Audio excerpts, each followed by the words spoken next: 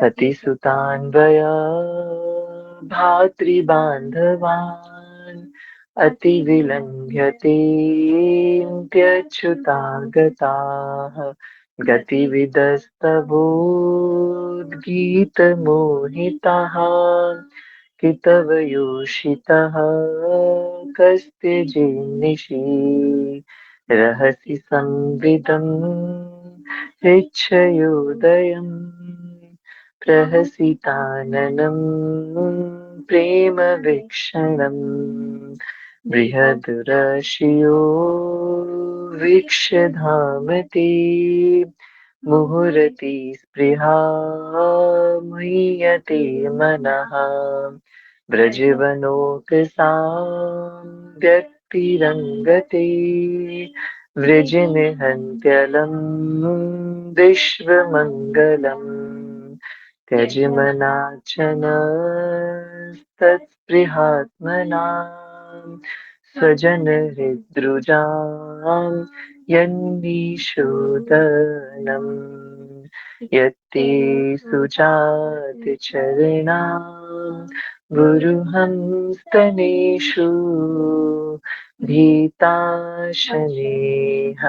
प्रियदधीमहि कर्कशेषु तेनाटवीमटसि तद् व्यथतेन किं स्वेत् कुर्पादिभिर्भ्रमति धीर्भवदायुषां नः इति गोप्य प्रगायन्त्य प्रणपन्त्यश्च चित्रधा रुरुदुः सुस्वरं राजन् कृष्णदर्शनलालसाम् तासामाविर्भुच्छोरिः स्मयन्मानमुखाम्बुजः पीताम्बरधरः स्रगवी साक्षान्मन्मथ मन्मथ हरे कृष्णा कृष्ण कृष्ण हरे हरे हरे राम राम राम हरे हरे हरे कृष्णा कृष्ण कृष्ण हरे हरे हरे राम राम राम हरे हरे हरे कृष्णा कृष्ण कृष्ण हरे हरे हरे राम राम राम हरे हरे श्री राधा रमण लाल की जय। श्री भट्ट गोपाल गोसाई जी महाराज की जय। एकादशी महामहोत्सव की जय। हरे कृष्णा। आप सभी भक्तों का हार्दिक स्वागत है हमारे आज के 26वें उत्सव के अंदर। मैं क्षमा चाहता हूँ, पूर्व में घर में गोपी गीत चल रहा था, ठाकुर जी की सेवा चल रही थी, तो इसलिए मैंने थोड़ा समय लिया। फिर मुझे ऐसा भाव हुआ कि गोपी गीत चल रहा है तो फिर अनम्यूट करके ही गाना चाहिए, ताकि सब संग में गा सके और सब आनंद ले सके गोपी गीत का। तो इस कारण से मैया की आज्ञा है, हम सब अपने अपने घरों में ठाकुर जी की शयन सेवा करते वक्त श्री गोपी गीत का उच्चारण करते हैं। तो आज थोड़ा विलम्ब हुआ, भी ठाकुर जी सो ही रहे थे, तो मैंने विचार किया कि सबके संग मिलके गीत गाया जाए। तो हम सभी का स्वागत करते हैं और आप सभी को आज की एकादशी की खूब मंगलमय शुभकामनाएं प्रदान करते हैं। आज रंग भरी एकादशी का महामहोत्सव, जिसको आमिल की एकादशी के नाम से भी जाना जाता है। भगवान विष्णु को आंवला का वृक्ष अत्यंत प्रिय है, आंवले का फल अत्यंत प्रिय है और आज की एकादशी आंवले की एकादशी बड़ा सुंदर इतिहास आज की एकादशी रखती है। तो जब आज की तिथि के लिए मैं जब सोच रहा था कि आज हम क्या निष्कर्ष क्या आज हम क्या चर्चा कर सकते हैं गौर कथामृतम में, तो यूँ तो नवदीप मंडल परिक्रमा की मैं बात कर रहा था कि हम कुछ नवदीप धाम महात्म्य पर चर्चा हमें करनी है, परंतु आज विशेषतः एकादशी का दिन है, तो मेरे मन में ऐसी बात आई, कुछ चैतन्य महाप्रभु के जीवन चरित्र में एकादशी से संबंधित कुछ ऐसी विशेष पास टाइम्स है जो जीवन चैतन्य महाप्रभु ने अपने उदाहरण से प्रस्तुत करे हैं। तो मेरे मन में ऐसा भाव हुआ कि गौर कथामृतम कर रहे हैं, तो इसमें एकादशी के दिन हमें श्रीमन चैतन्य महाप्रभु ने एकादशी के दिन क्या-क्या भिन्न-भिन्न लीलाएँ करी हैं, उन लीलाओं का हम थोड़ा-सा श्रवण करें, तो हमें कुछ जानने को, सीखने को और आनंद प्राप्त होगा। तो श्रीमन चैतन्य महाप्रभु एकादशी के दिन अ, कई उदाहरण प्रस्तुत करते हुए दिखाते हैं कि एक तरफ वो भक्त होकर के एकादशी का नियम पालन भी करते हैं और दूसरी तरफ वो भगवान बनकर के अपने आप को सभी नियमों से परे भी रखते हैं। श्रीमन चैतन्य महाप्रभु जब अपनी बाल्यावस्था में थे, तो एक बहुत सुंदर प्रसंग आता है महाप्रभु के जीवन चरित्र में कि जब चैतन्य महाप्रभु छोटे थे, तो अक्सर जब भी श्रीमन चैतन्य महाप्रभु रोया करते थे, तो उस समय पर सभी नवद्वीपवासी, मायापुरवासी स्वयं महाप्रभु के माताजी पिताश्री जगन्नाथ मिश्र, श्रीमती शशी मैया हरि नाम संकीर्तन गाने लग जाते थे। जैसे ही महाप्रभु रोना शुरू करते थे, महाप्रभु बचपन से ही खूब उद्दंड एकदम बालक थे, खूब शैतान थे और अगर किसी चीज़ की जिद पकड़ लेते चैतन्य महाप्रभु, तो उस जिद को जब तक पूरा ना किया जाए, तब तक महाप्रभु संपूर्ण जगन्नाथ मिश्र के आश्रम में बिल्कुल उठा-पटक मचा देते थे। तो जैसे महाप्रभु की जिद क्या-क्या होती थी। महाप्रभु जिद करते थे, आकाश में तारे देख लिए, तो उनको तारे चाहिए और चाहिए ही चाहिए, किसी भी हालत में चाहिए और फिर जो उठा-पटक महाप्रभु शुरू करते थे कि नहीं चाहिए ही चाहिए, मुझे चाहिए ही चाहिए। इसी भाँति चैतन्य महाप्रभु ने चंद्रमा को देख लिया तो चंद्रमा चाहिए ही चाहिए, किसी भी भाँति चाहिए। महाप्रभु ने किसी अन्य के हाथ किसी के गले में कोई बहुत सुंदर कंठाहार देख लिया, तो वो कंठाहार चाहिए ही चाहिए, चाहिए ही चाहिए। उड़ते हुए पक्षियों को देख लिया तो वो पक्षी, वो खग चाहिए ही चाहिए। इस प्रकार की बड़ी अद्भुत लीलाएँ श्रीमन चैतन्य महाप्रभु किया करते थे। और अपनी बाल्यावस्था के अंदर अपने माता-पिता को सुख प्रदान करने के लिए अपनी इस बाल हठ का प्रदर्शन करते हुए और यहाँ तो एक हठ नहीं, यहाँ तो कृष्ण के साथ-साथ श्रीमती राधा रानी भी है महाप्रभु में। तो राधा कृष्ण मिलित तनु है, तो वो जो हठ जो हुआ करती थी, जो जिद हुआ करती थी, वो एक बालक की जिद नहीं है, 2-2 बालकों की जिद है। तो ऐसे श्रीमन चैतन्य महाप्रभु जब किसी बात की जिद पकड़ते थे, तो खूब उद्दंडी बालक के समान दौड़ने लगते थे, खूब फैल मचा देते एक कि मुझे प्राप्ति करना है। अब कुछ चीज़ें ऐसी होती थी कि उनको कैसे प्रदान की जाए, उड़ते हुए पक्षी को कैसे लाया जाए उनके लिए, चाँद-तारों को कैसे लाया जाए उनके लिए। तो इसलिए सब एक बात जानते थे कि जब गौर पूर्णिमा पे ग्रहण के समय पे श्रीमन चैतन्य महाप्रभु प्रकट हुए, उस समय पर भी लीला हुई कि महाप्रभु जब प्रकट हुए थे, तब सभी लोग गंगा स्नान करके दिव्य भाव से हरिनाम संकीर्तन का उच्चारण कर रहे थे। और महाप्रभु जब-जब रोया करते थे, तब-तब सभी नवद्वीप वासी मिलकर के हरिनाम संकीर्तन गाया करते थे, हरे कृष्ण महामंत्र का कीर्तन किया करते थे। उस कारण से श्रीमन चैतन्य महाप्रभु शांत हो जाया करते थे, उनको खूब शीतलता मिलती थी, खूब वो खुश हो जाते थे हरिनाम सुन कर के। तो एक दिन ऐसे ही हुआ, एकादशी का बड़ा सुंदर पर्व था और श्रीमन चैतन्य महाप्रभु ने खूब उद्दंडता से जिद पकड़ ली एक बात की और खूब तेज-तेज से रोने लगे, बहुत तीव्रता से रोने लगे। जिद पकड़ ली और रोने लगे, खूब रोए जा रहे हैं। पर ये नहीं पता जिद किस बात की पकड़ी है, क्यों रो रहे हैं, क्या चाह रहे हैं, क्या माँग रहे हैं? पर रोए जा रहे हैं। पिताश्री जगन्नाथ पंडित, माता श्रीमती सची मैया सब उनसे निवेदन कर रहे हैं कि निमाई क्या हो गया, क्या हो गया? और सारे मायापुर वासी अद्वैत गोसाई जी और शिवास जी सब आकर के गा रहे हैं, सब कीर्तन कर रहे हैं और महाप्रभु को शांत करने का प्रयास कर रहे हैं। सब खूब आनंद से गा रहे हैं, हरे कृष्णा, कृष्णा कृष्णा, हरे हरे। सब खूब कीर्तन कर रहे हैं, नाम ले रहे हैं, हरि बोल का कीर्तन कर रहे हैं, राम राघव रक्षामाम कीर्तन कर रहे हैं। पर इस बार महाप्रभु किसी भी प्रकार के कीर्तन ध्वनि से शांत नहीं हो रहे। आज सब इतना कीर्तन कर रहे हैं, इतना हरि नाम कर रहे हैं कि करताल बजा-बजा के, मृदंगा बजा-बजा के कीर्तन कर रहे हैं। पर महाप्रभु ने एकादशी के दिन उस दिन जो रोने की जिद पकड़ी, वो इतनी तीव्र थी कि कीर्तन से भी श्रीमन चैतन्य महाप्रभु शांत नहीं हो रहे थे। अब ऐसी स्थिति में जगन्नाथ मिश्र ने अपनी गोदी में उठाया महाप्रभु को और निमाई से खूब निवेदन करा, "निमाई कुछ तो मुझे हमें बताओ कि तुम्हें क्या हुआ? तुम्हें क्या हुआ? तुम क्यों इतना विलाप कर रहे हो? तुम्हें क्या चाहिए? हम तुम्हें प्रदान करेंगे। तुम्हें क्या प्राप्त करना है? तुम हरिनाम से भी शांत नहीं हो रहे हो। क्या हो गया?" एक बालक से जैसे पूछा जाता है, बिल्कुल बालक से जैसे बालक बन के पूछा जाता है, वैसे जगन्नाथ मिश्र जी, जगन्नाथ पंडित अपने हृदय में उस करुणा वात्सल्य रस को भरते हुए, बड़े करुणा वात्सल्य भाव से निमाई पंडित से निवेदन कर रहे हैं और उनको खूब मनाने का प्रयास कर रहे हैं। खूब मनाने के बाद, खूब निवेदन करने के बाद, अपनी तुतलाती हुई भाषा के अंदर छोटे-छोटे हमारे चैतन्य महाप्रभु निमाई पंडित, श्री जगन्नाथ मिश्र अपने पिताश्री से कहते हैं कि मुझे तो जगदीश पंडित के यहाँ का भात पाना है।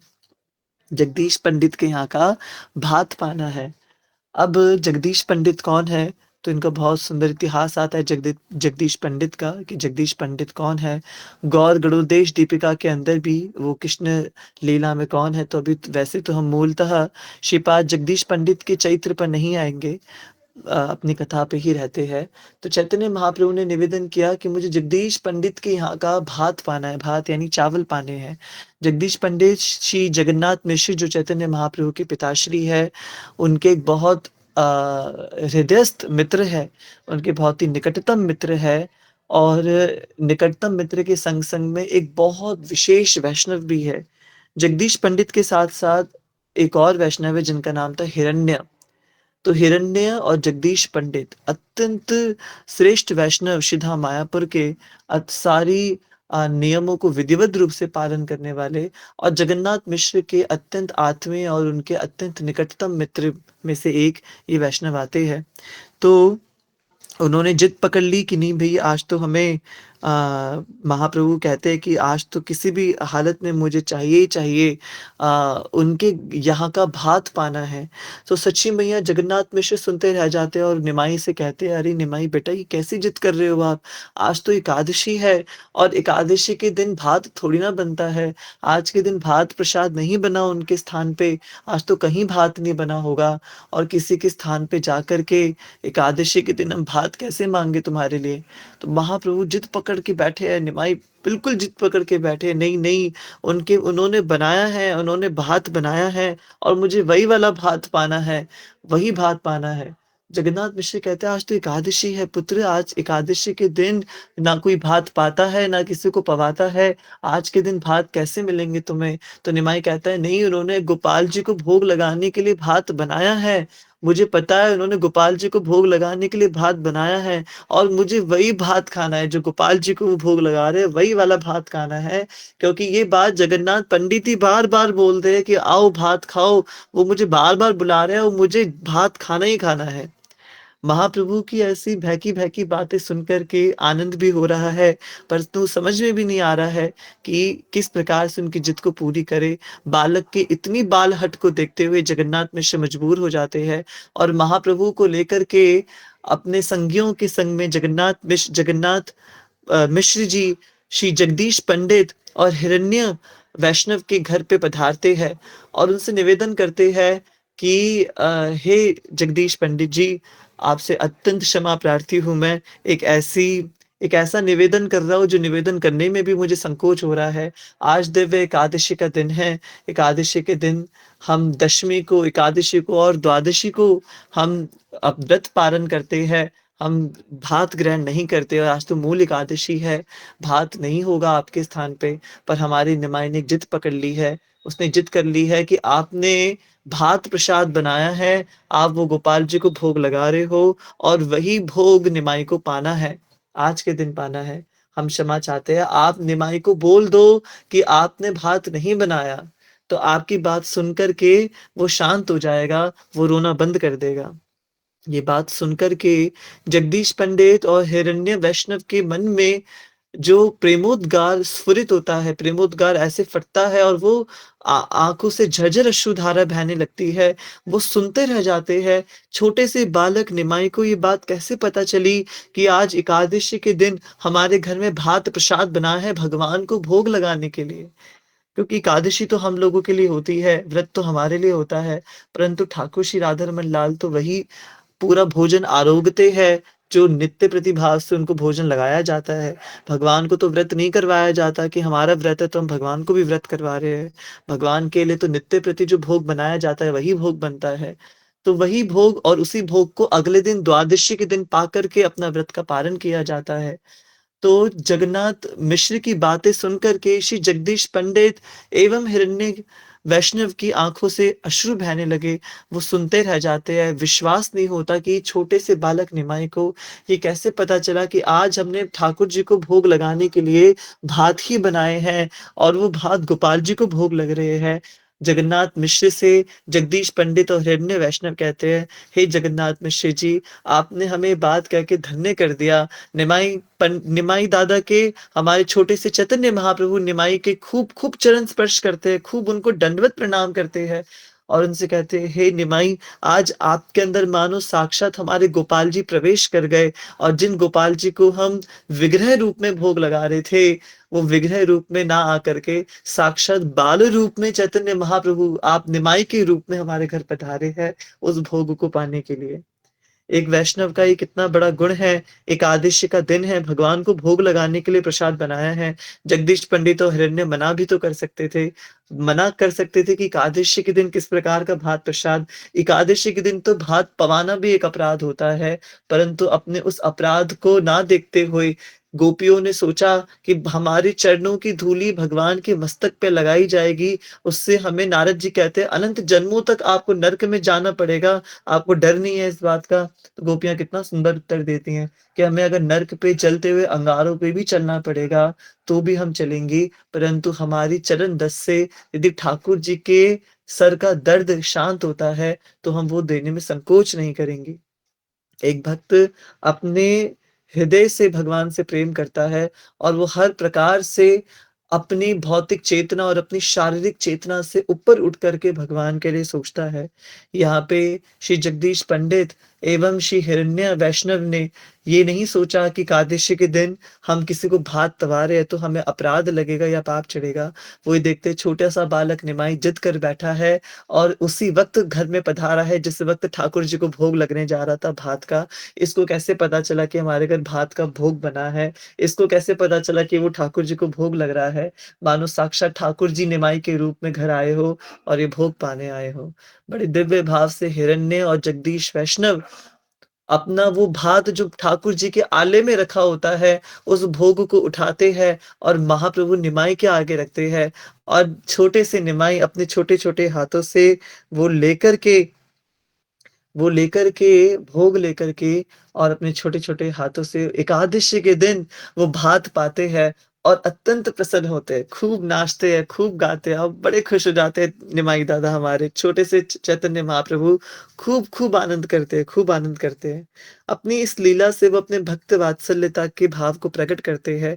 छोटे से निमाई हैं, अभी तो बड़े भी नहीं हुए हैं, अपनी इतनी बाल्यावस्था के अंदर ऐसी लीला करके अपने भगवान होने का बचपन में ही प्रमाण प्रस्तुत कर रहे हैं कि नियम जो है वो तो एक जीव के लिए है, भक्त के लिए है। भगवान को जो भात का भोग लग रहा था, उस भात का भोग पाने के लिए एकादशी के दिन चैतन्य महाप्रभु भात पा रहे हैं। जगन्नाथ महाप्रभु के रूप में वो भात पा रहे हैं, जो पुरी में जगन्नाथ जी है, जगन्नाथ जी के भाव के रूप में वो एकादशी के दिन भात प्रसाद पा रहे हैं। इसका अर्थ ये नहीं है कि भगवान नियम तोड़ रहे हैं। इसका अर्थ बिल्कुल नहीं है कि भगवान के लिए कोई नियम नहीं है।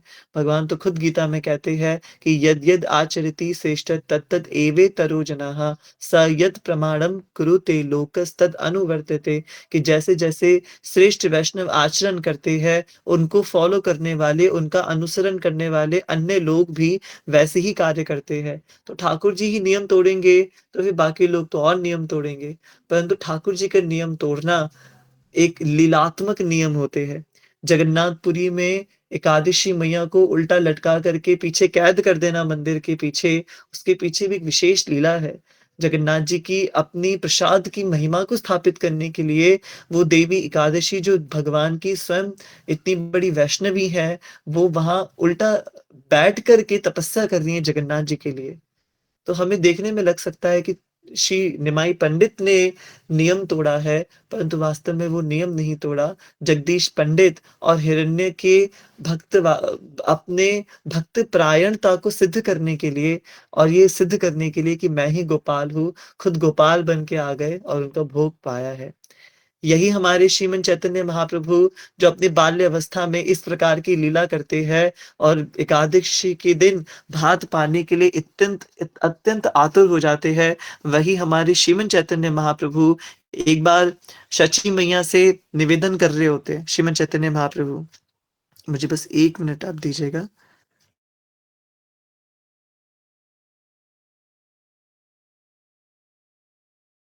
थोड़े देखने के लिए। तो वही हमारे श्रीमन चैतन्य महाप्रभु जो इतने सुंदर भाव से जगदीश पंडित और श्री हिरण्य वैष्णव के संग में अपने बाल्य अवस्था के अंदर अपने भक्त वात्सल्यता भक्त परायणता का प्रमाण देते हुए इस प्रकार की लीला कर रहे हैं और ये प्रदर्शित कर रहे हैं कि कैसे श्रीमन चैतन्य महाप्रभु ही गोपाल है और गोपाल बन के साक्षात एकादशी के दिन भात प्रसाद पाने के लिए आते हैं। वही हमारे श्रीमन चैतन्य महाप्रभु आदि लीला के 15वें अध्याय में इसका वर्णन आता है। 1 मिनट मुझे दीजिएगा, मैं बहुत फिर से क्षमा प्रार्थी हूँ। तो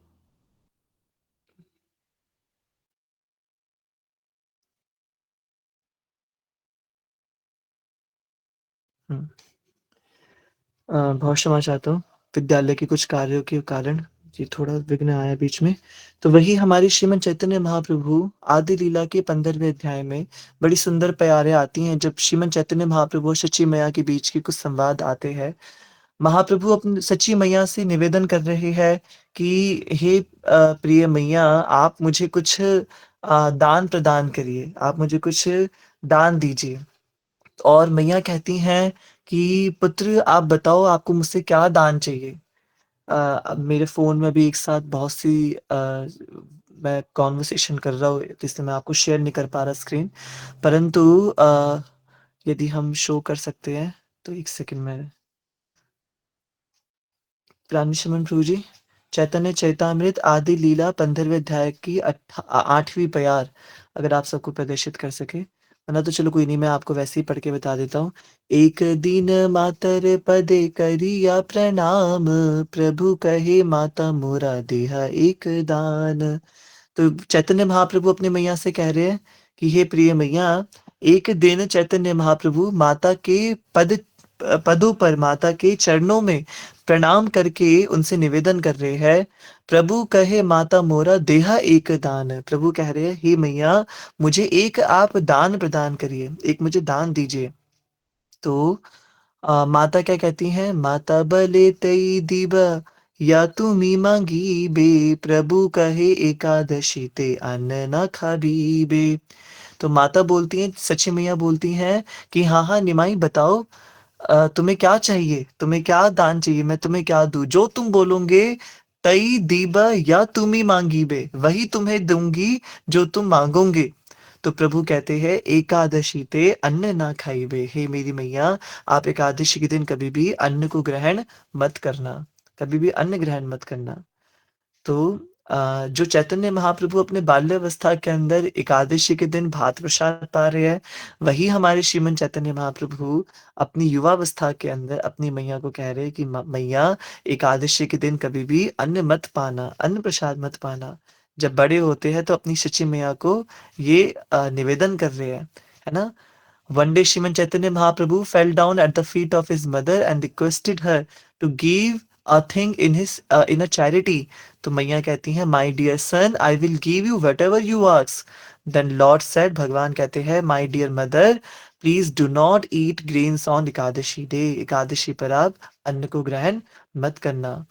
Right? Mahaprabhu asked his mother to fast on Ekadashi day. My mother, please don't eat grains on Ekadashi. And Sachi Maya accepted. And from that day forward, Sachi Mata started observe Ekadashi. Prior to this, Sachi Mata was not fasting. She was taking grains on Ekadashi day because according to Samarth Brahmanas, only those who are widows women will fast on Ekadashi day. तो एक culture था नवद्वीप के अंदर और हमारे पूरे भारत के अंदर कि एकादशी का व्रत कौन कर सकता है? सिर्फ ब्राह्मण एकादशी का व्रत कर सकते हैं, महिलाएं एकादशी का व्रत नहीं कर सकती। और अब महिलाओं में भी कौन सी महिला एकादशी का व्रत कर सकती है? जो विधवा है ना, विधवा महिला एकादशी का व्रत करती हैं। अविवाहित एकादशी का व्रत नहीं कर सकती, विवाहित सधवा महिला एकादशी का व्रत नहीं कर सकती। तो एकादशी व्रत जो है वो कुछ समर्थ ब्राह्मणों के लिए ही है। एकादशी व्रत जो है वो विधवा महिलाओं के लिए ही है। वो छोटे बच्चे नहीं कर सकते, अविवाहित नहीं कर सकते, या विवाहित महिलाएं नहीं कर सकती। इस प्रकार की जो भ्रांतियां हैं वो संपूर्ण भारतवर्ष में उस समय पर भी और इवन आज के समय पर भी विद्यमान थी। और अपनी उन्हीं भ्रांतियों के कारण सची मैया महाप्रभु के इस कथन से पूर्व सची मैया एकादशी का व्रत नहीं किया करती थी। जगन्नाथ मिश्र किया करते थे, उनके पिताश्री, परंतु सची मैया एकादशी का व्रत नहीं किया करती थी। इन सारी भ्रांतियों के कारण यहाँ पे महाप्रभु अपनी मैया को निवेदन कर रहे हैं कि आप एकादशी पे अन्न नहीं खाना, और इन सारी भ्रांतियों का खंडन कर रहे हैं, है ना। She was taking grains on Ekadashi, क्योंकि समर्थ ब्राह्मण या विडोज या ऐसी महिलाएं ही एकादशी का व्रत करती हैं। सधवा महिला, शादीशुदा महिलाएं एकादशी का व्रत नहीं करती, ऐसी भ्रांतियां चलती थी। But those who were not widows, they won't observe the fast of Ekadashi. That's why the prevailing culture at that time, so Sachi Maiya was not observing Ekadashi fast. But Sriman Chaitanya Mahaprabhu requested her to now follow the Ekadashi fast by delimiting all the illusionary facts. Mahaprabhu fell down at the lotus feet of his mother and requested her. Mahaprabhu fell down at the lotus feet of his mother. अपनी मैया के चरणों में गिर के ये बात बोली है, आदेश नहीं किया है मैया को, चरणों में गिर के एकदम निवेदन करके बात बोली है।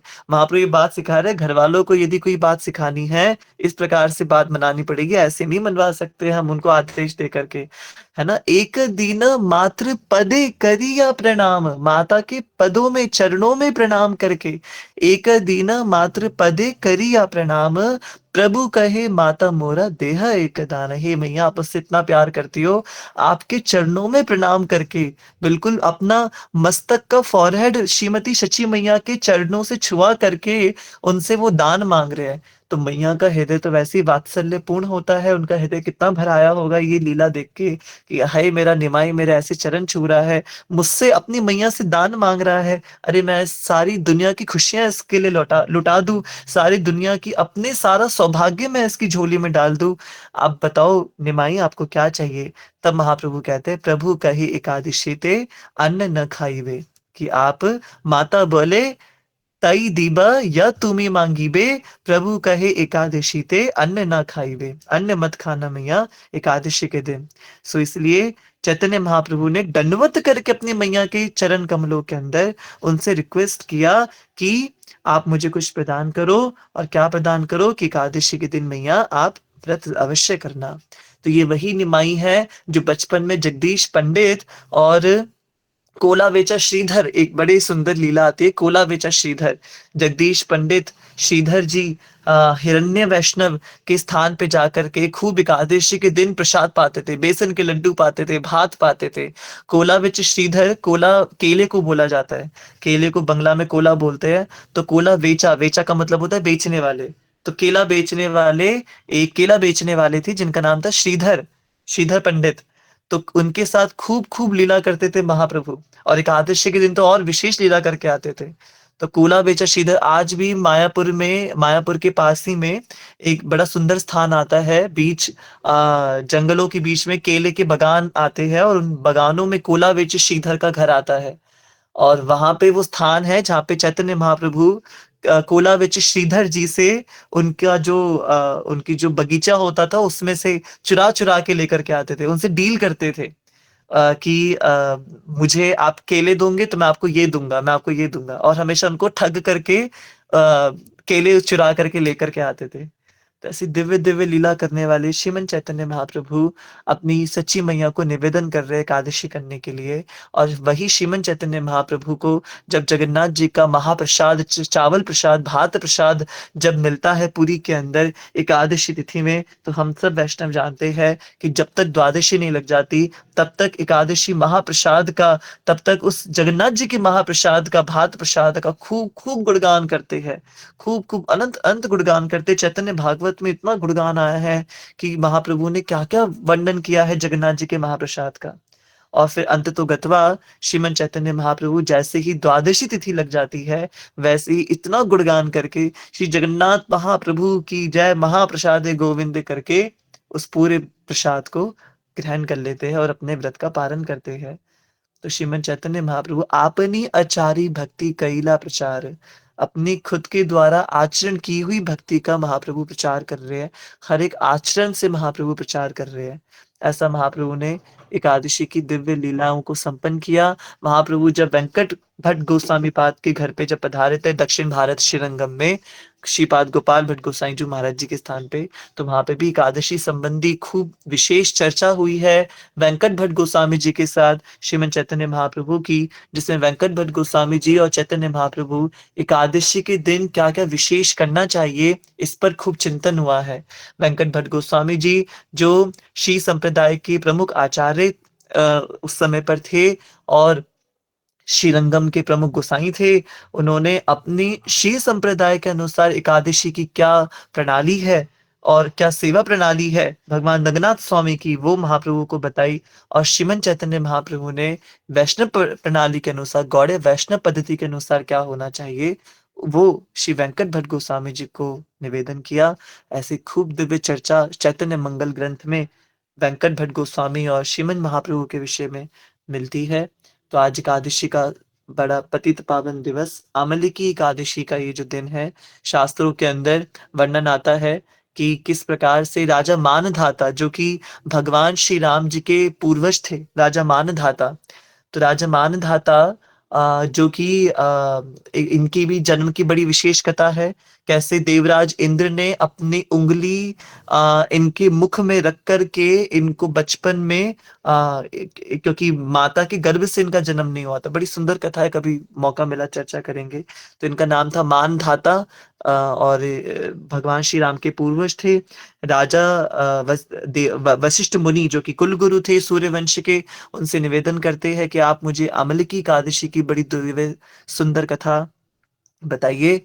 और आज की दिव्य सुंदर कथा वशिष्ठ मुनि जी उनको बताते हैं। वैसे कथा तो बड़ी है पर समय हो गया है, हम चलिए मैं बिल्कुल संक्षिप्त में आपको ये कथा बता देता हूँ कि कौन सी। मैं वैसे तो मेरा मन था कि हम आज इस पौराणिक कथा को, मुझे वी नरसिम्हा प्रभु जी ने शेयर भी की थी ये कथा, तो हम ये कथा पढ़ भी लेते। क्या कहते हैं, हम पढ़े या आप सब अपना आप सुन लेंगे कथा? भक्तों का क्या विचार है? कथा श्रवण कर लेंगे, आई थिंक सभी जा रहे होंगे, मना कैसे करें। ठीक है, तो मैं भी आप सबको शेयर कर दूंगा जो प्रभु जी ने मुझे शेयर किया था, तो आप सब खुद उसको पढ़ लीजिएगा एकादशी कथा को। एकादशी की सुंदर तिथि है, रंग भरी एकादशी है। ब्रज के अंदर आज मुख्य होली आज के दिन खेली जाती है, जो मूल ब्रजवासियों की होली होती है। और पूरे ब्रज के अंदर आज सभी धामों की आज परिक्रमा की जाती है आज के दिन। बहुत एकादशी पे तो वैसे ही परिक्रमा का महात्म्य है, और आज मूलतः लोग जाते ही है परिक्रमा करने के लिए और पूरा रंग में सराबोर होने के लिए।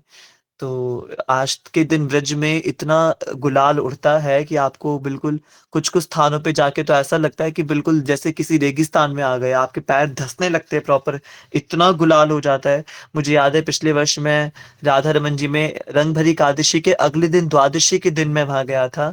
तो जब मैं द्वादशी पे वहाँ था तो उस समय पर श्री राधा रमन मंदिर से जस्ट पहले गोपीनाथ मंदिर से आगे जैसे हम बढ़ते हैं राधा रमन जी जाने के लिए, तो राधा गोपीनाथ जी से आगे और राधा रमन जी के चौक से पहले वाला जो स्थान आता है, जो गली के अंदर जहाँ ई रिक्शा वगैरह खड़ी रहती है, वहाँ इतना गुलाल, इतनी गुलाल था कि प्रॉपर वहां पे पैर धस रहे थे गुलाल के अंदर।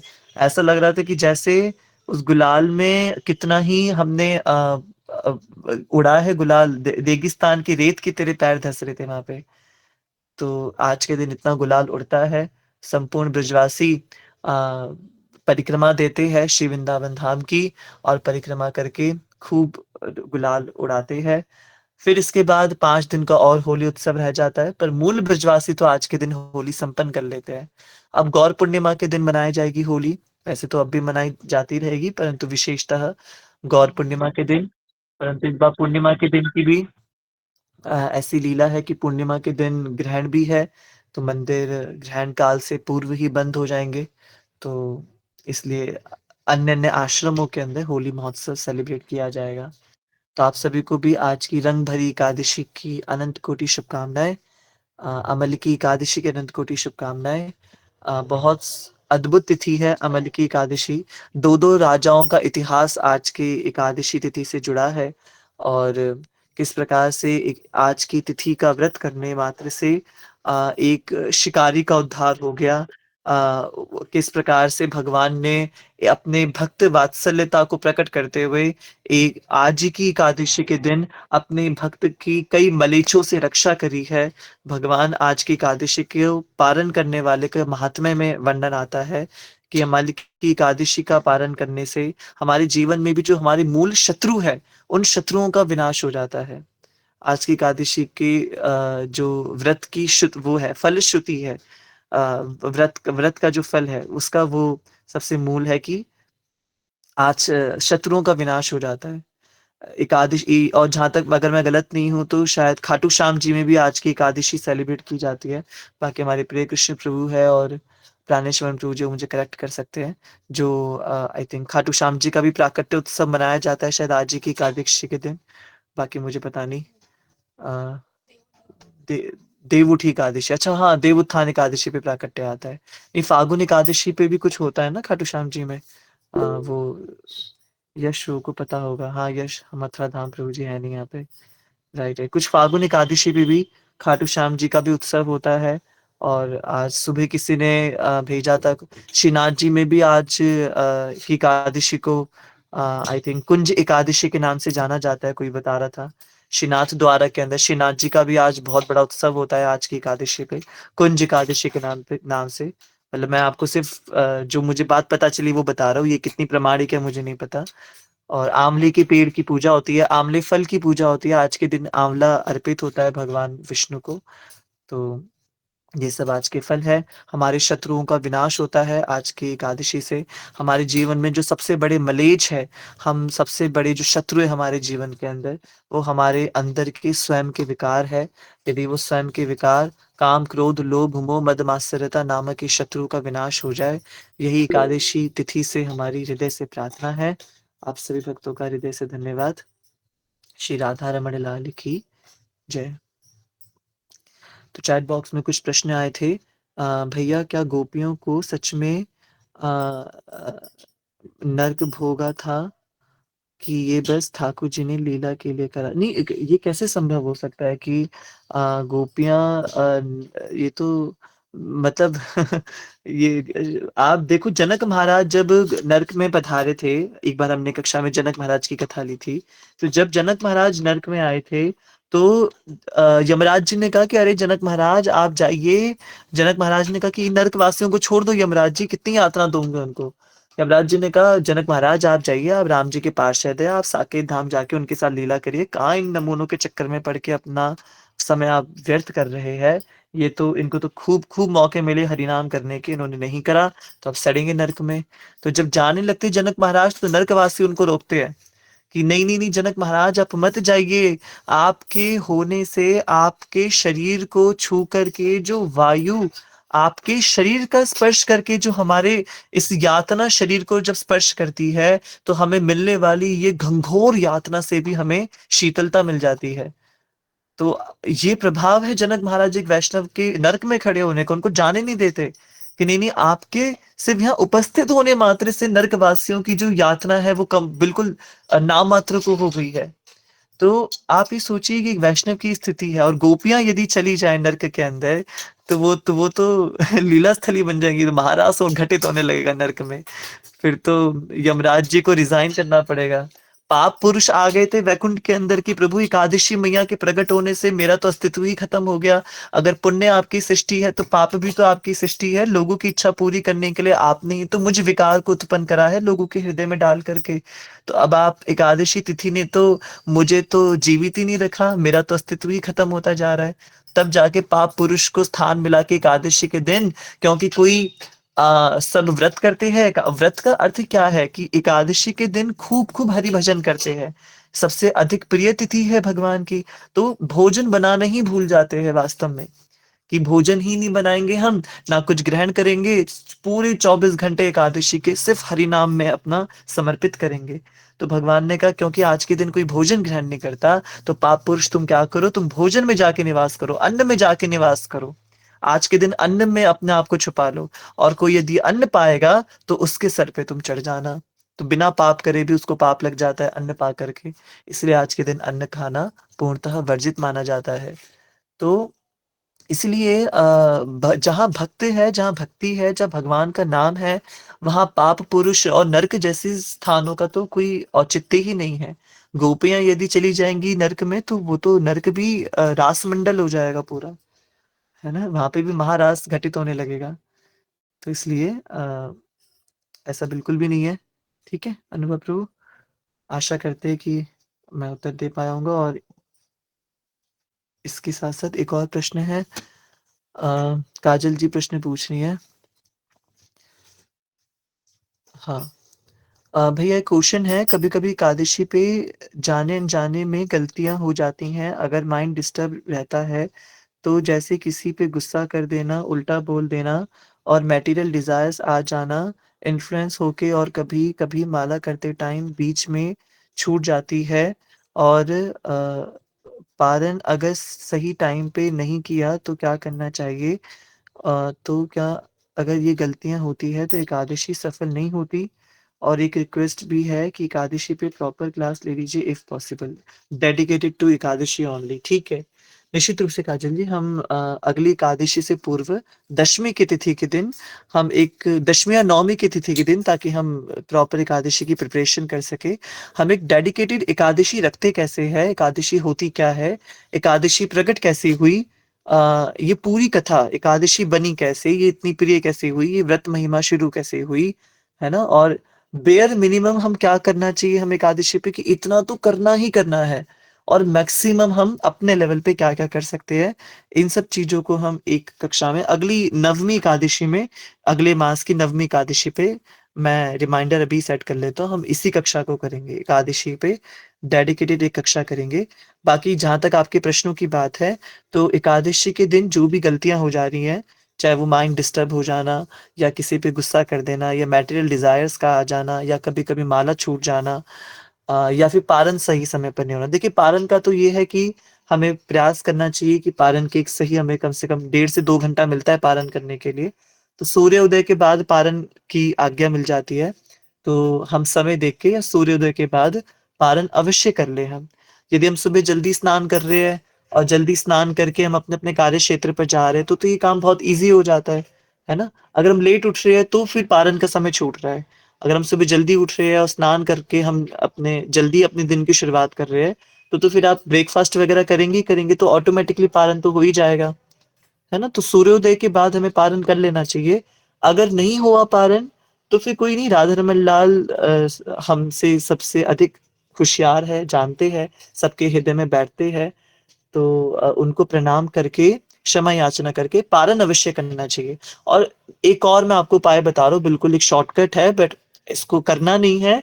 बट वर्स्ट केस सिनेरियो में मान लीजिए आप ऐसे स्थान पे हैं, जहाँ पे आपके पास कोई भी अन्न नहीं है, और अन्न आपको तब मिलेगा जब आप का पारण समय निकल जाएगा। तो ऐसी स्थिति में आप अपने मन में एकादशी को प्रणाम करिए, ठाकुर जी को प्रणाम करिए, और 5 बार अन्न बोल लीजिए। है ना? श्री अन्न प्रसाद, श्री अन्न प्रसाद, श्री अन्न प्रसाद, श्री अन्न प्रसाद, श्री अन्न प्रसाद। मैंने बोल लिया, मैंने भी गलत करा, नहीं बोलना चाहिए था मुझे। पर मैंने बस आपको मतलब बताने के लिए बता रहा हूँ कि इस प्रकार से आप 5 बार अन्न बोल लीजिए, और 5 बार अन्न बोल लेंगे, तो इस प्रकार से ये अन्न ग्रहण करने के ही समान होता है। ना? अब जैसे मेरा भी व्रत थोड़ा खंडित सा हो गया, मुझे भी नहीं तो होता रहता है ये।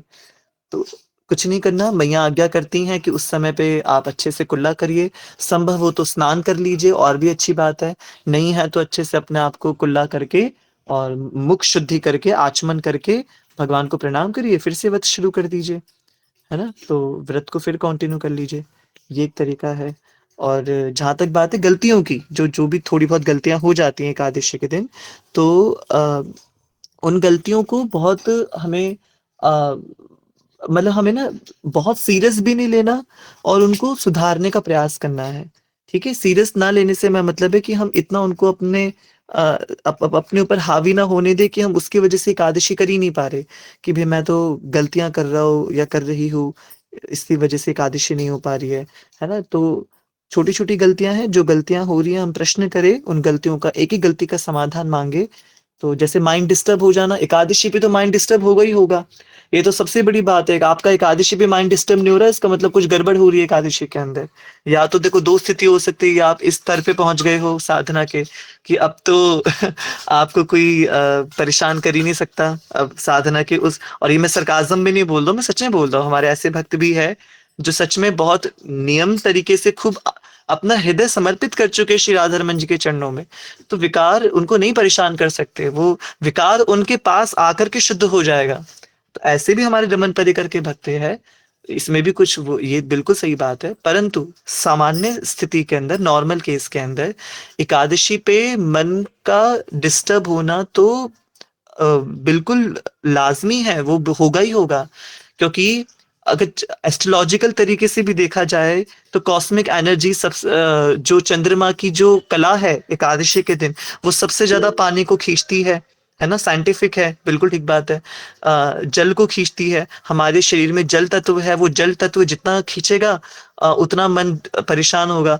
आज की जो चंद्रमा की कला है, चंद्रमा मन का स्वामी होता है, और एकादशी के दिन 5 कर्म इंद्रियाँ, 5 ज्ञान इंद्रियाँ और 11वीं इंद्री मन, इन 11 इंद्रियों को संयमित करके भगवान की चरणों में समर्पित करना होता है। इसलिए आज के दिन तो सबसे ज़्यादा मन आपका इधर-उधर भागेगा। पूरे 14 दिन हम सही रह लेंगे, एक पक्ष के एकादशी के दिन ही सारी गड़बड़ होनी शुरू हो जाएगी। तो ये तो होगा ही होगा, परीक्षा होती है एकादशी के दिन की, जभी तो तपस्या कहलाती है। तो हम प्रयास करें कि अपने मन को इधर-उधर ना जाने दें। इस बात को समझें कि आज के दिन मेरा मन भागेगा, पर मुझे उसको नहीं भागने देना है। भगवान की शक्ति से, गुरु और वैष्णवों की शक्ति से मुझे उसको संयमित करना है। नहीं हो पा रहा है तो हम चर्चा कर सकते हैं अपने वैष्णवों से, और एक विशेष समाधान उनसे माँग सकते हैं। है ना? और गुस्सा करने की बात है, तो गुस्सा तो हमें कभी भी नहीं करना चाहिए, चाहे एकादशी हो या कोई भी दिन हो, क्रोध तो कभी भी नहीं करना चाहिए हमें। परंतु यदि ऐसी स्थिति आ रही है कि कभी कुछ गुस्से में हम कुछ उल्टा-सीधा बोल भी दे रहे हैं, तो हमें क्षमा याचना कर लेनी चाहिए भगवान से, उस व्यक्ति से हमें क्षमा याचना कर लेनी चाहिए, है ना? और ऐसा प्रयास करना चाहिए कि वो स्थिति ही प्रकट ना हो जिससे हमें क्रोध करना पड़े। क्रोध करने वाली कोई स्थिति आ रही है तो आप शांत हो जाइए। कुछ बोलने से पहले, क्रोध करने से पहले सबसे अच्छा है क्या, मौन धारण कर लीजिए, शांत हो जाइए।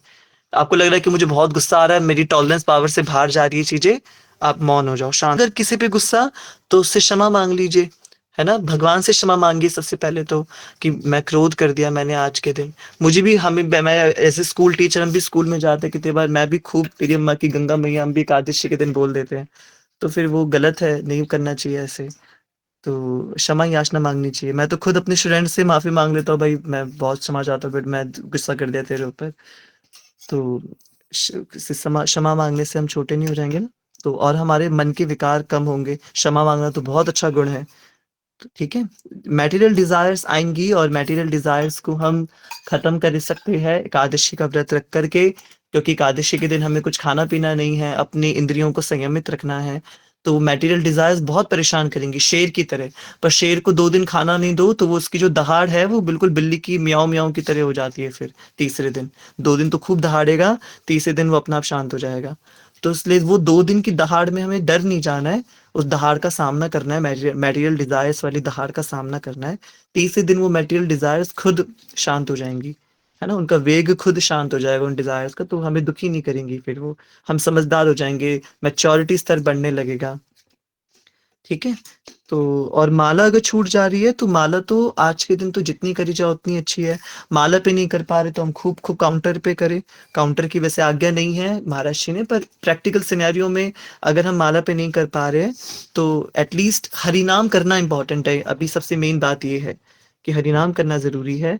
तो हम कर माला ये सब नहीं कर पा रहे तो काउंटर पे आप अपना जप करिए, है ना? और माला छूट जाती है तो प्रयास करिए कि कुछ नियम की माला तो रोज हो जाए, कम से कम 2 माला, 3 माला, या फिर आप नहीं कर पा रहे तो काउंटर पे उतनी कर लीजिए। माला करते-करते यदि गिर जाती है, जैसे बीड बैग में हम माला कर रहे हैं, तो करते-करते एकदम से माला छूट गई, तो अगर आपको ध्यान है कि मैंने कौन से मनके से करा है, तो उस मनके से शुरू कर लीजिए। और नहीं पता, अगर बीड बैग में आप कर रहे हैं कि नहीं पता कौन से मनके से शुरू करा है हमने, फिर से सुमेरु पे आ जाइए।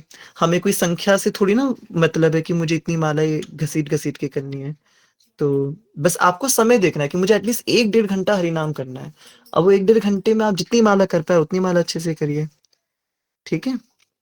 तो आई थिंक मैंने सारे प्रश्नों का उत्तर दिया जो काजल जी ने पूछा था। एकादशी तो सफल होगी ही होगी, बस हमें अपनी चीज़ों को थोड़ा ठीक मैनेज करना होगा। भैया एक डाउट है, एकादशी पे जो ठाकुर जी को भात का भोग लगता है और एकादशी के दिन जैसे हम भात नहीं पा सकते, तो क्या हम ठाकुर जी को लगाया हुआ भात का भोग प्रसाद के रूप में पा सकते हैं अगले दिन, द्वादशी के दिन, है ना? जो ठाकुर जी को भोग लगता है एकादशी के दिन जैसे हम भात नहीं पा सकते, तो क्या हम ठाकुर जी को लगाया हुआ भात का भोग प्रसाद के रूप में हाँ, बिल्कुल पा सकते हैं, पर अगले दिन पा सकते हैं। उस दिन नहीं पाना है हमें, अगले दिन पाना है, तो हम उसको संचित करके रख दें, सुरक्षित करके रख दें। वो जैसे जगन्नाथ जी में रखते हैं ना, जगन्नाथ जी में तो सुखा लिए जाते हैं चावल को, तो हम चावलों को थोड़ा किसी मिट्टी के पात्र में या किसी भी चीज़ में आजकल तो फ्रिज की सुविधा है हमारे पास, तो उसको सुबह-सुबह और हम बहुत ना बनाएँ, फिर हम भगवान जी को भोग लगाने के लिए जितना भगवान को भोग लग रहा है, हम उतना ही फिर बनाएँ। क्योंकि अब घर की स्थिति तो थोड़ी अलग हो जाती है ना, हमें थोड़ा प्रसाद वेस्ट भी नहीं जाना चाहिए। तो हम उतना ही बनाएँ जितना हम अगले दिन पा सकते हैं, भगवान को भोग लगाने के लिए। या फिर हम कुछ ऐसा भी बना सकते हैं जो अगले दिन हम आराम से जिसके साथ हम पालन कर सकें। ठीक है? तो एकादशी के दिन पर हमें वो भोग नहीं पाना है। ठीक है? कामिनी जी, आई होप आपको उत्तर मिला होगा। और क्रोध के आवेश में मौन रहने का याद नहीं आता। ये सीखना पड़ेगा अनुभव प्रभु हमें, है ना? क्रोध के आवेश में हाँ, तो ये हमें सीखना पड़ेगा। जब आपको बहुत अधिक क्रोध आ जाए ना, ये एक बहुत अच्छी प्रैक्टिस है। मैं तो एज़ अ टीचर हमने तो ये बहुत अच्छे से उसको प्रैक्टिस कर लिया है कि क्योंकि हम अगर ज़्यादा गुस्सा करेंगे तो वो नहीं टैकल हो पाएँगे बच्चे हमसे फिर। तो हमें अपनी हेल्थ भी देखनी है, क्लास भी मैनेज करनी है। तो ऐसी सिचुएशन में सीबीएसई खुद एज़ अ पेडागॉजिक जब हम एजुकेशन कोर्सेज़ हम करते हैं, ट्रेनिंग कोर्सेज़ तो हमें सिखाया जाता है कि अगर आपको क्लासरूम टीचिंग में आपको बहुत ज़्यादा गुस्सा आ रहा है, मार सकते नहीं बच्चे को, डाँट नहीं सकते, कुछ आप गलत नहीं बोल सकते, बच्चे तुरंत ऑफेंड हो जाते हैं। तो आप ऐसी सिचुएशन में क्लासरूम ड्रॉप कर दीजिए, आप क्लासरूम छोड़ दीजिए, स्टाफ रूम में अपने किसी एकांत में आ जाइए, वहाँ बैठ जाइए, थोड़ी देर पानी-वानी पीजिए, शांत हो जाइए। आराम से शांत रहिए, अपने आप को समय दीजिए, हो जाएगा। हमें ना किसी को बोल के ये शो नहीं करना है कि देखो मैं हूँ, कुछ तुर्रम खान हूँ, मतलब किसी को बोल के बात सुना करके शो नहीं करना है। होता है कितनी बार टॉलरेंस पावर से बाहर चली जाती हैं चीज़ें, रोज़ होता है, सबके साथ होता है, मेरे साथ भी होता है। पर वो ये प्रयास करना चाहिए हमें कि हम मौन रह लें। हम अगर हमें नई बात समझ में आ रही है किसी की, डिस्टेंस मेंटेन कर लें हम, कि कोई बात नहीं, अपराध करने से अच्छा हम डिस्टेंस मेंटेन कर लें। तो प्रैक्टिस है बट वो ज़रूर होगा, ठीक है? सो बहुत दुःख होता है जब ऐसा होता है। अच्छा माला जब गिर जाती है, हाँ। अच्छी बात है, ठाकुर जी माला और करवाना चाह रहे हैं भक्तों से, इसलिए चलती-चलती माला में जब एकदम से माला गिर जाती है ना, तो वो इसका मतलब ठाकुर जी कुछ तो त्रुटि हुई है माला में और भगवान कह रहे हैं अभी मज़ा नहीं आया, अभी और आप माला करो।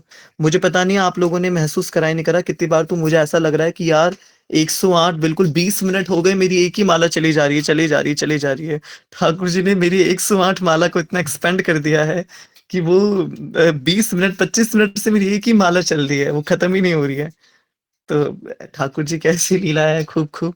तो भगवान चाह रहे हैं कि नहीं मेरा भक्त और माला करे, ये भी छोड़ देगा, तो इसलिए भगवान छुड़वा देते हैं। आप देखिए ना माला शाश्वत है, जीवित है, जागृत है, तभी तो छूट रही है आपके हाथ से, ऐसे कैसे छूट जाएगी? वो साक्षात जीती जागता गोलोक है, वो एक-एक मन का गोलोक की पंखुड़ियाँ हैं जो हम नाम ले रहे हैं। तो हमारा फीडबैक ही गोलोक धाम है पूरा, हमें और कहीं जाने की ज़रूरत ही नहीं है। तो माला जी शाश्वत है, जागृत माला है हमारी, है ना? चाहे वो तुलसी की माला हो या नीम की माला हो, वो उसपे हरिनाम हम कर रहे हैं तो जागृत माला है वो, तभी तो हाथ से छूट रही है वो। तो हमें तो खुश होना चाहिए भई, भगवान सुन रहे हैं कहीं न कहीं आस-पास बैठ कर के, हमारे हरिनाम को रेलिश कर रहे हैं वो। तो कोई नहीं, हमें संख्या से मतलब नहीं होना चाहिए। आप अपना समय बाँध लीजिए कि मुझे 1 से डेढ़ घंटा जप करना ही करना है। अब उस 1 से डेढ़ घंटे में आप जितना अधिक से अधिक जप कर पाएँ उतना आनंद की बात है, ठीक है? एकादशी के दिन विशेषतः मैं बता रहा हूँ, एकादशी के दिन। संख्या अगर हम कर पाएँ तो वो और आनंद की बात है, ठीक है? तो आशा रखते हैं कि हमने बहुत आज अच्छी फ्रूटफुल चर्चा हुई हम सबके बीच में। आइए हम जल्दी से सचिशुताष्ट कर करके आज के सत्र को विश्राम करते हैं। श्रीमन चैतन्य महाप्रभु की जय। अमल की एकादशी महामहोत्सव की जय। प्रिंस प्रभु, अपराध बढ़ रहे हैं आपके। प्रिंस ने क्या अपराध कर दिए? प्रिंस जी अपराध तो करते रहते हैं, पर अभी तो रिसेंटली उन्होंने ऐसा कुछ करा नहीं है मेरे ख्याल से, तभी माला छूटती है। अच्छा, ओके। ठीक है, ये तो प्रिंस जी जाने, अनुभव प्रभु जी जाने। श्रीमन चैतन्य महाप्रभु की जय। नवगौरवरं नवपुष्पशरं नवभावधरं नवलास्यपरं नवहास्यकरं नवहेमवरं प्रणमामि शचीसुतगौरवरं नवप्रेमयुतं नवनीतशुचं नववेशकृतं नवप्रेमरसं नवधाविलसत् शुभप्रेममयं प्रणमामि शचीसुतगौरवरं हरिभक्तिपरं हरिनामधरं करजाप्यकरं हरिनामपरं नयने सततं प्रणयाश्रुधरं प्रणमामि शचीसुतगौरवरं सततं जनताभव तापहरं परमार्थपरायण लोकगतं नवलेहकरं जगतापहरं प्रणमामि शचीसुतगौरवरं निजभक्तिकरं प्रियचारुतरं नटनर्तननागरराजकुलं कुलकामिनी मानसलास्यकरं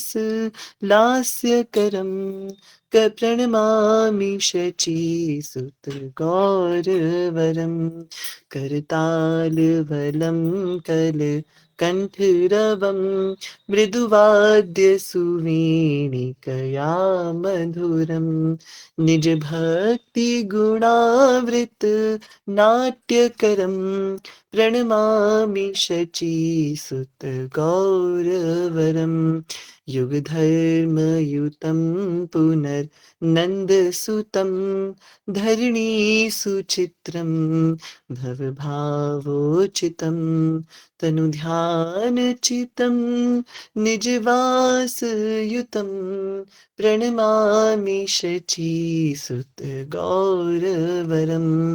अरुणं नयनं चरणं वसनं वदने स्खलितं स्वकनामधरं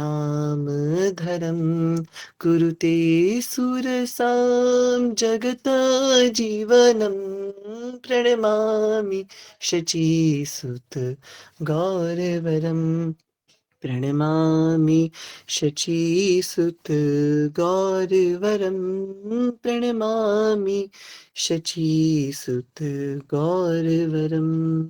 श्रीमन चैतन्य महाप्रभु की जय। श्री नित्यानंद प्रभु की जय। नवदीप मायापुर निवासिन की जय। अनुशरण ठाकुर जी के आज के